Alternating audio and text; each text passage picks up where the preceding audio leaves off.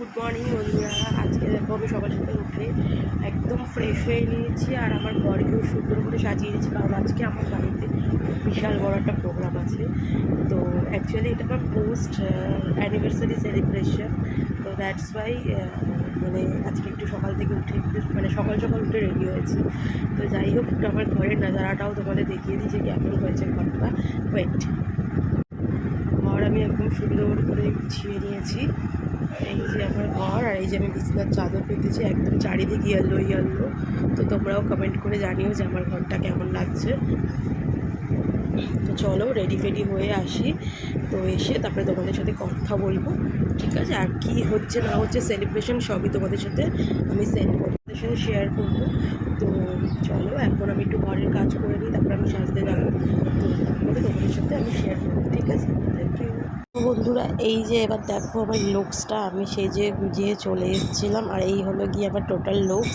আমাকে একদম রাজনীতিদের মতো সাজিয়ে দিয়েছিল, যার কাছে আমি সবসময় সাজি, মানে যে কোনো পারপাসে করলেও।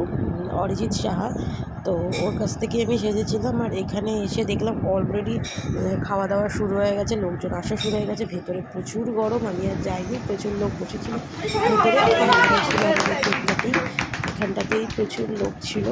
তো বেশি আমি ভিডিও করতে পারিনি, কারণ যেহেতু গেস্ট অ্যাটেন্ড করতে হচ্ছিলো, আর আমার বরের উপরেই ছিল পুরো ব্যাপারটা। তো এই যে এখানে আমরা কেক কাটিং করে নিলাম, আর আমার বরের খুনসুটি সবসময় চলতেই আছে। আমরা কিন্তু এখানে গল্প গুজবে একটু মেতেছিলাম। তো খেতে খেতে অনেকটা লেট হয়ে গিয়েছিলো। আর খাওয়ার মেনুতে ছিল যেগুলো, সেগুলো কিন্তু আমরা সত্যিই বন্ধুরা তোমাদের জন্য ভিডিও করবো ভেবেছিলাম, বাট করা হয়নি।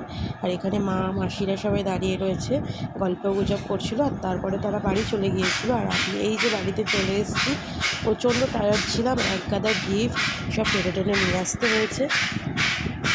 তারপরে রাতেও কিছু আমার বন্ধুবান্ধব, ওর কিছু বন্ধুবান্ধব আসার কথা ছিল, তো তাদেরকেও অ্যাটেন্ড করার ছিল। তো একটুখানি রেস্ট নিয়েই আমরা আবার রাতের প্রিপারেশান নিয়েছিলাম। তো দিনটা মোটামুটি ভালোই কেটেছে, সবাইকে নিয়ে খুব ভালো সুন্দর কেটেছে।